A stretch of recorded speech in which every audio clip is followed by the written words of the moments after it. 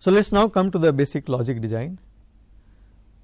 So, today's technology, most of the basic logic design is done in RTL design. Okay. RTL stands for register transfer level. Now, RTL design is distinct from switch level modeling or gate level modeling or behavioral modeling. Switch level modeling, switch is often used in semiconductor circuits to mean transistors also. So, switch level modeling means you can specify something in terms of transistor. When you talk about an inverter, you could write an PMOS and an NMOS and connect them together, and that becomes inverter. So, that is the switch level modeling.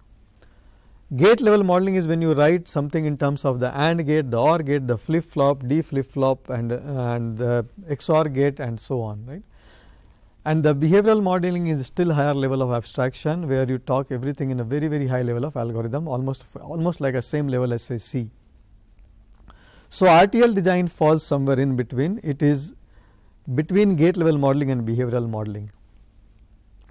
Now, all of these, the switch level, the gate level, and the behavioral and the RTL, okay, they can be simulated. You can apply vectors and see for what kind of vectors what will be the circuit's response.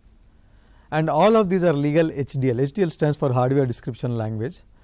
Typically, Verilog and VHDL are two popular languages. I would often talk about Verilog here in the context of this presentation, but you could just easily replace Verilog by VHDL.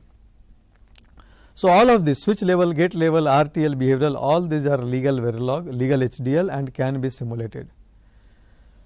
However, RTL is special among these four because behavioral models, while you can simulate, you cannot synthesize.